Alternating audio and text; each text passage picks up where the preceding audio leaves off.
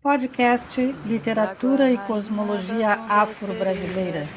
Organização: Podcast Leove, Literatura e Outras Viagens. Apresentação: Kátia Nascimento. Siga-nos nas redes sociais: Podcast Leove e Oficina Literária.km.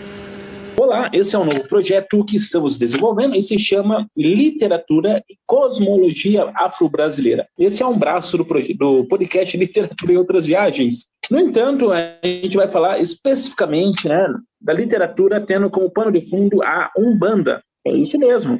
Se você se interessa, fique com a gente. Você está agora no Literatura e Outras Viagens e a viagem dessa vez é Cosmologia Afro-Brasileira. Então, hoje estou aqui como entrevistador para que a Kátia possa mostrar como será esse trabalho, Como vai ser esses podcasts, como eles vão funcionar. E a gente vai começar a conversar com ela, então, Kátia, e aí, Kátia? Como estão as coisas?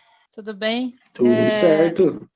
Então, esse é um novo projeto, que a gente está desenvolvendo, que se chama Literatura e Cosmologia Afro-Brasileira. A cosmologia afro-brasileira, ela abarca três religiões, que na verdade se chama cosmologia para não chamar de religião, Não tem essa conotação de religião como a gente está acostumado, por isso a gente fala cosmologia. Mas a gente vai trabalhar exclusivamente com a Umbanda. Essa cosmologia abarca a Umbanda, o Batuque e o Candomblé.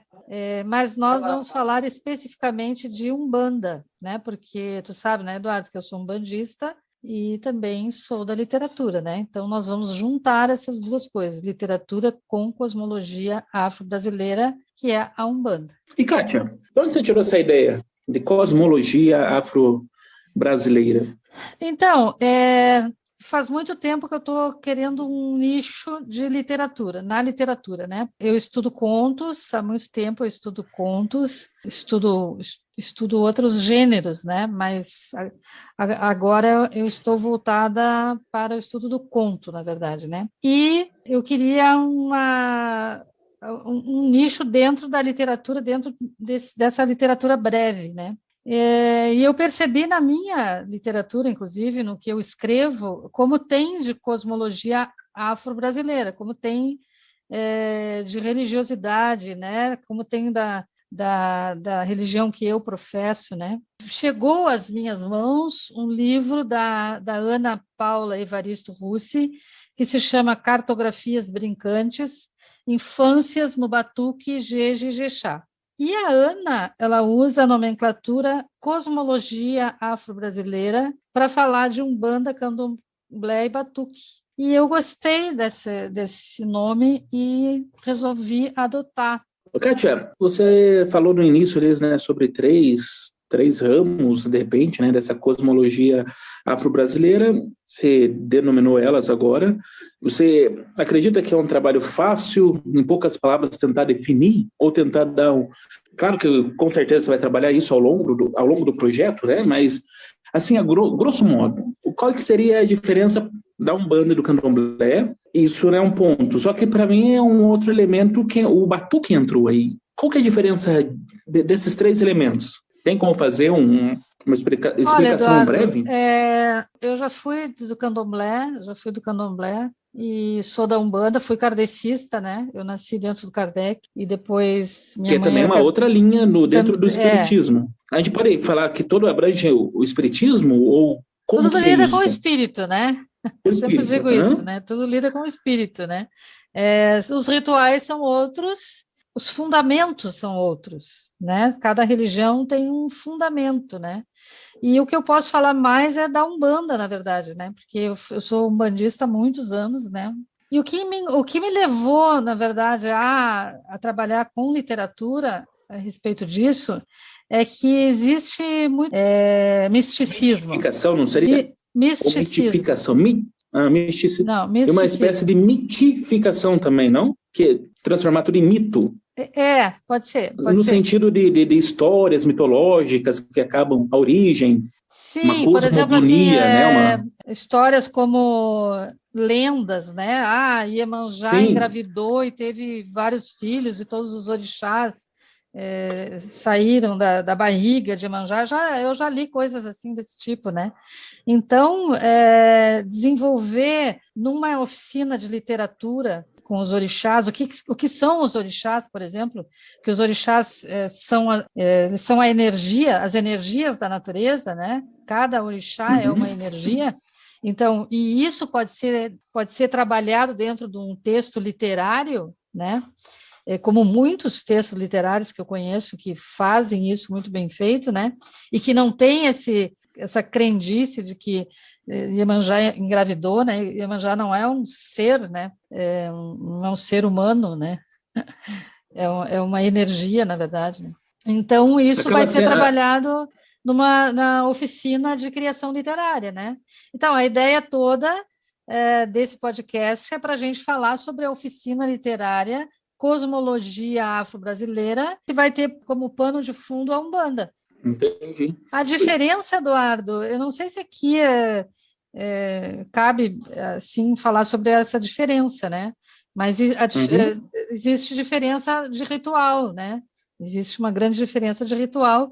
E também o candomblé, ele trabalha com o orixá, né? Ele trabalha com o orixá.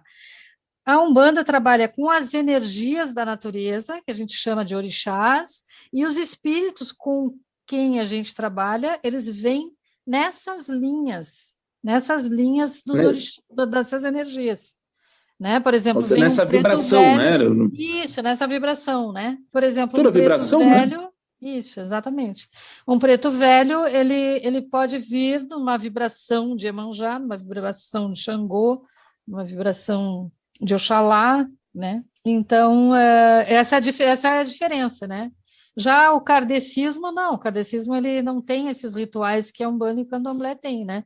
Eles têm um ritual de mesa, eles trabalham numa mesa e recebem espíritos para serem encaminhados, né? São espíritos desencarnados que são encaminhados, né? Na Umbanda, não. Na Umbanda, a gente trabalha com entidades, né? Com espíritos que vêm para aconselhar, vêm para ajudar, né? Também a gente trabalha com espírito desencarnado, que daí essas entidades elas também encaminham, né? Mas é diferente o ritual do Kardec, né? É diferente, é bem diferente. Mas, assim, vocês trabalham mais com a energia que, A porventura, energia, a pode gente ter o trabalha com a nome da... energia Sim. porque, na verdade, a gente é essa energia, né?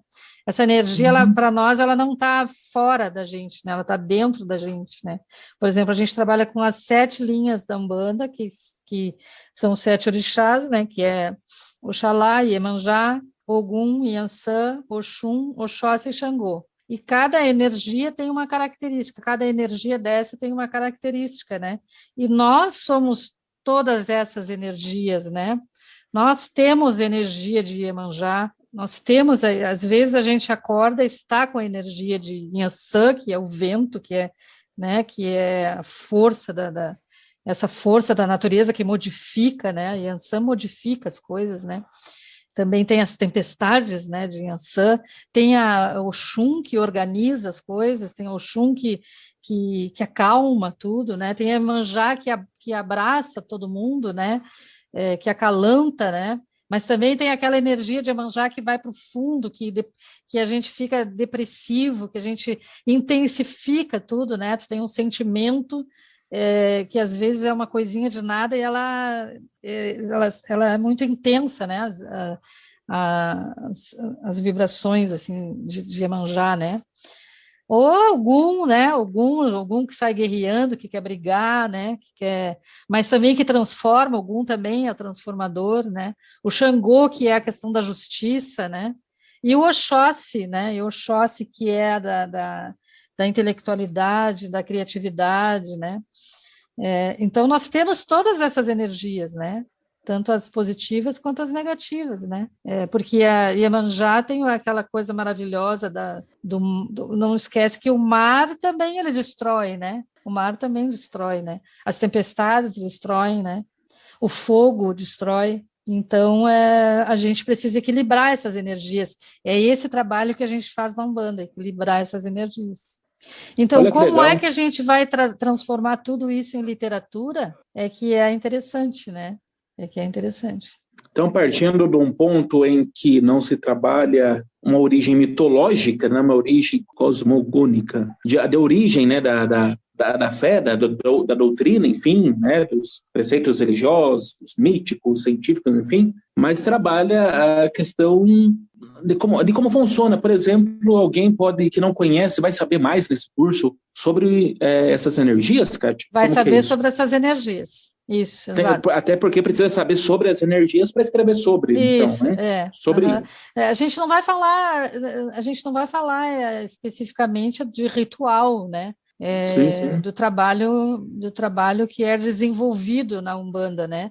Mas a gente vai falar sobre o entendimento dessas energias, né? O entendimento do que é, por exemplo, o tripé da Umbanda, que é caboclo, preto velho e criança, né? Então, a criança é quando a gente realmente é criança e que a gente precisa daquela ingenuidade da criança, né? Daquela amorosidade, afetividade da criança, né? O caboclo, ele representa a energia de quando a gente é adulto e precisa da energia para batalhar, para conseguir as coisas, né? Para ter um entendimento de vida em que a gente possa chegar lá e plantar e colher, né? Plantar e colher coisas boas, né? Plantar coisas boas para colher coisas boas. Então, é toda aquela força do caboclo, né? O caboclo é uma força que a gente precisa, né? Ou a cabocla, né? E o preto velho é quando a gente já passou por todas essas fases, e aí chega o quê? Chega a velhice, chega a sabedoria, a compreensão, né? O preto velho, quando chega no terreiro, ele fala com toda calma, com toda sabedoria, né? Ele cala fundo, mas ele fala com calma com a gente, né? O caboclo não, o caboclo já te puxa a orelha mesmo, ele já diz para ti, não, né? O que tu está fazendo, né? Se tu for por esse caminho, não, o preto velho não faz isso, né? O preto velho, ele fala com tranquilidade, né? Que nem aquele vô que a gente tem que já não fala muito, né? Ele já não fala muito, né? Ele diz meia dúzia de coisas e a gente fica quietinho, né? Porque ele tem a sabedoria, né? Ele tem a sabedoria. Esse é o preto velho. Não sabe. Então, esse é o tripé da Umbanda. A gente trabalha com caboclo, preto velho e criança. Tem as outras linhas, mas que a gente chama de linhas neutras, né? Uhum. Vocês acabam trabalhando, né, entendendo como funcionam essas energias. Você pode trazer para algo prático para a sua vida, te ajuda a entender, né? De repente a galera que se interessa mais, né, que se aprofundar nessa questão, consegue entender a própria vida, né? Como não controlar a energia, mas como direcionar essas energias na própria vida, e ainda de quebra vai aprender a escrever. Como é isso, Kátia? Tu disseste uma coisa interessante, na verdade, a pessoa ela tem que aprender. Eu acho que todas as religiões fazem isso, né? Eu acredito que todas as religiões Ou deveriam fazer, de repente? Que é equilibrar essas energias, porque elas estão na gente, essa energia.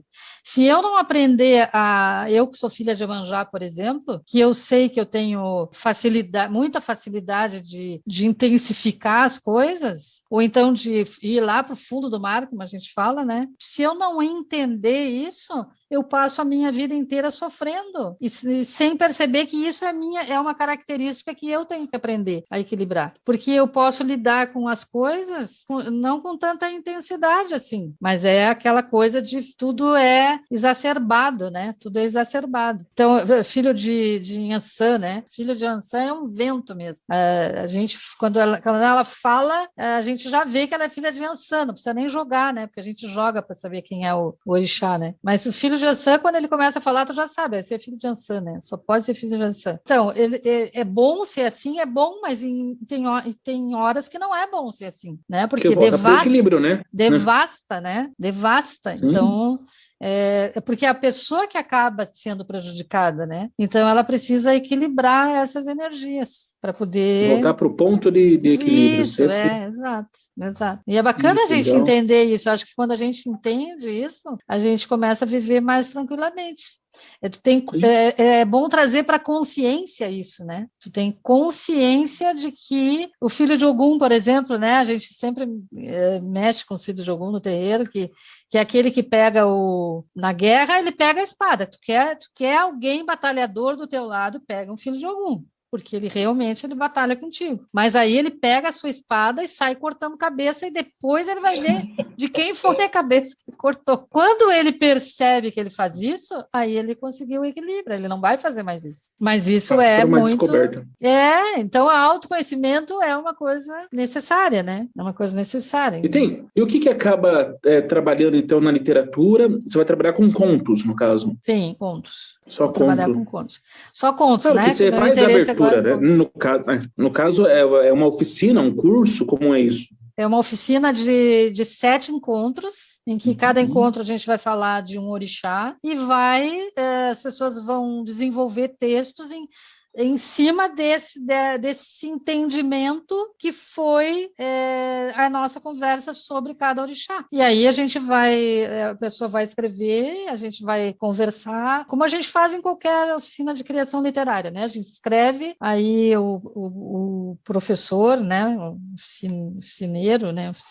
Uns dizem oficineiro, outros dizem oficinante. Ele lê, né? Ele dá opinião, as outras pessoas também dão opinião, e a gente vai acertando o texto, escrevendo, reescrevendo. E a gente tem uma ideia também de fazer, Eduardo, se as pessoas se propuserem a isso, de no final do curso fazer uma coletânea, que eu acho que vai ficar bem bacana. Olha, que da hora. Mas isso vai ser uma coisa conversada com o grupo, né? Vai ser conversado com o grupo. Mas já tem uma possibilidade aí, né? Bem bacana. E eu acho que quem vai se interessar por essa oficina, que aliás já tem bastante gente interessada, são pessoas que se interessam por cosmologias afro-brasileiras, né? Não necessariamente é um umbandista, né? Mas ele pode se interessar até pela cultura, né? Pela cultura, conhecimento, né? Eu tenho irmãos de santo no terreiro que foram no terreiro porque foram estudar, né? Eles eram das artes, daí foram estudar a questão da Umbanda, né? Acabaram ficando. Se identificaram e ficaram. Se identificaram, é bem legal essas histórias assim, né? Porque E aí tem uma ideia, coisa puxa a outra, né? Sempre. E tem algum exemplo, algum texto curto aí, para exemplificar mais ou menos como que vai ser isso? Eu tenho um texto aqui do André Pinheiro, que o André Pinheiro vai falar depois sobre isso, né? Mas eu posso ler um pedacinho que eu gosto bastante desse texto dele aqui. Ele é grande, eu vou ler só um pedaço, tá?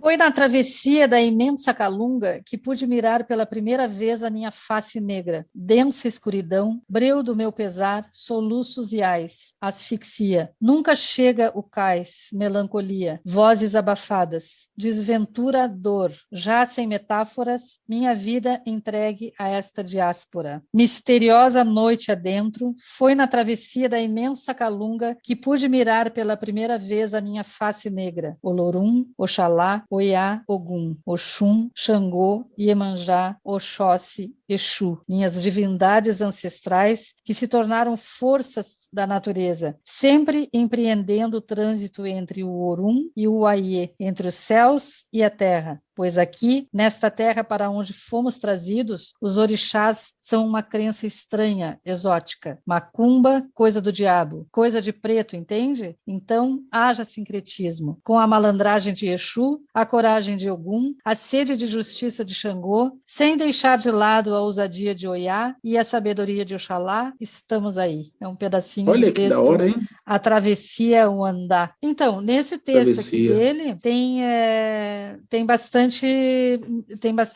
referência ao candomblé, né? Por exemplo, ele usa Oiá e na Umbanda a gente usa Yansan, né? A gente não usa Oiá. E tem algumas referências assim, a Iê, eu acho. Mas de qualquer forma ele vai falar sobre isso num episódio que a gente vai conversar só com ele. Sim, mas é mais ou menos isso, né? Tem um outro aqui do Plínio. O Plínio também vai falar com a gente. Tem uma série de entrevistas que ele faz, inclusive, com esse nome, né? Sim, tem.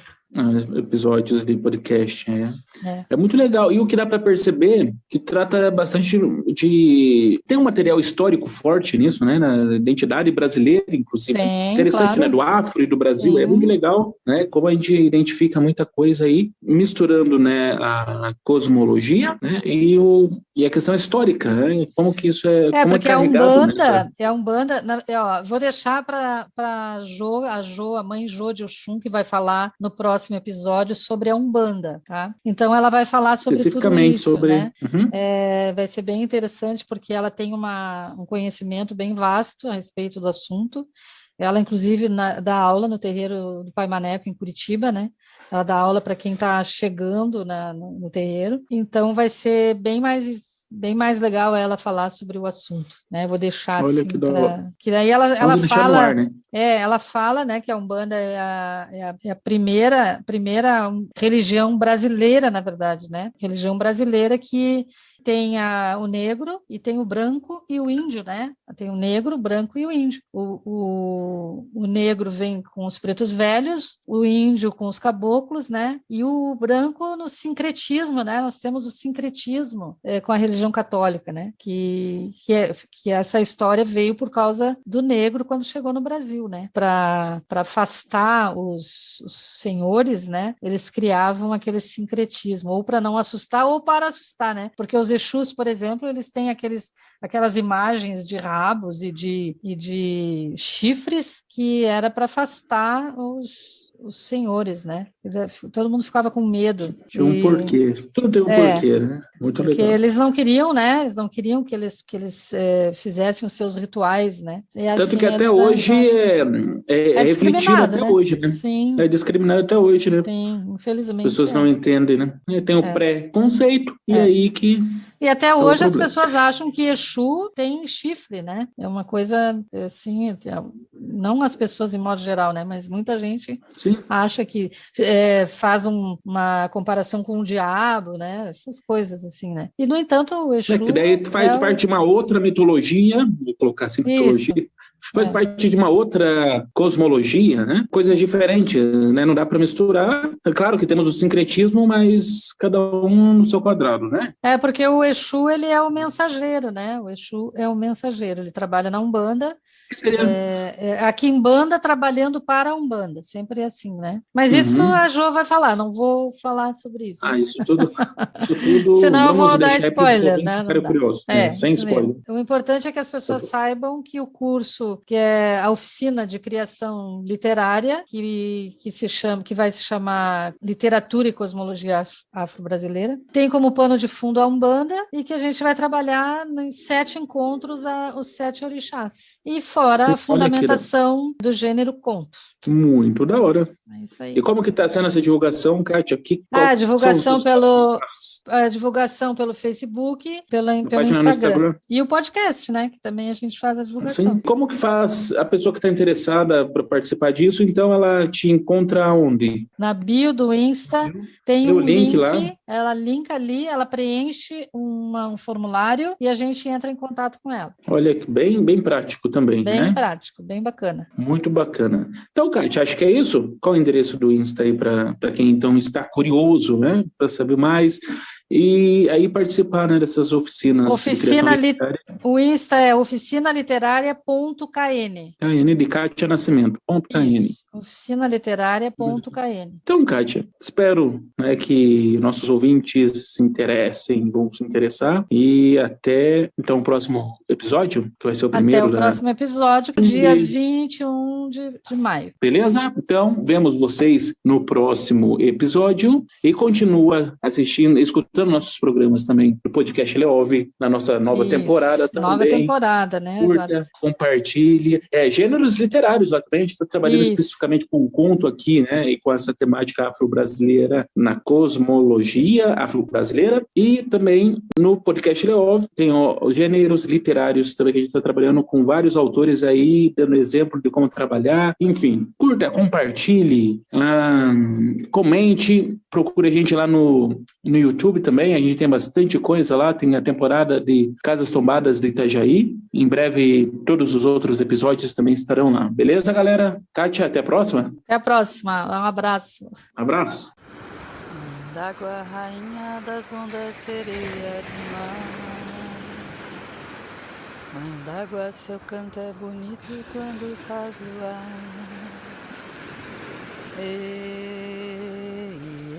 Iemanjá,